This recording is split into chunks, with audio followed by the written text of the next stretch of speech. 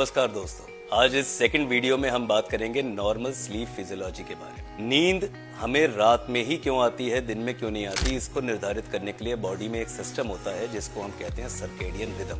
जब आंखों में रोशनी का संचार होता है तो वो सुप्राकियास्मेटिक न्यूक्लियस नाम के एक न्यूक्लियस में जाती है वो तरंगे, और वो तरंगे आगे वो न्यूक्लियस दिमाग के और हिस्सों में पास करता है, जैसे हाइपोथैलेमस, थैलेमस, पोन्स, और उस सब में एक अराउजल सिस्टम जुड़ा हुआ होता है जिसे हम ब्रेन स्टेम अराउजल सिस्टम कहते हैं या रेटिकुलर अराउजल सिस्टम कहते हैं, जिससे कि हम जगते हैं सुबह को और उस रोशनी की वजह से हमारे अंदर वो वेकफुलनेस आती है। जब ये सिस्टम बंद होता है रात को, तब हमें नींद का आभास होने लगता है। इस सब के लिए हमारे शरीर में दो बहुत इंपॉर्टेंट हार्मोन्स भी काम करते हैं, एक है मेलेटोनिन और एक है कॉर्टिसोल। मेलेटोनिन हमारे दिमाग के ही एक पिनियल ग्लैंड नाम के एरिया से सिक्रीट होता है और ये हार्मोन रात में सिक्रीट होता है। जब रात में मेलेटोनिन का सर्ज होता है हमारे दिमाग में, तब हमें ये आभास होता है कि अब हमें नींद आ रही है। अगर कभी कभी ये मेलेटोनिन का पीक लेट हो जाए या हम उस समय ना सोएं, तो फिर हमें नींद आने में भी देर की दिक्कत महसूस हो सकती है। सुबह होते होते कॉर्टिसोल का सेक्रीशन सबसे ज्यादा होता है और वो वेकफुलनेस के लिए जिम्मेदार होता है, यानी जब हम सुबह सो के उठते हैं तब हमें कॉर्टिसोल सेक्रीशन की वजह से ही ये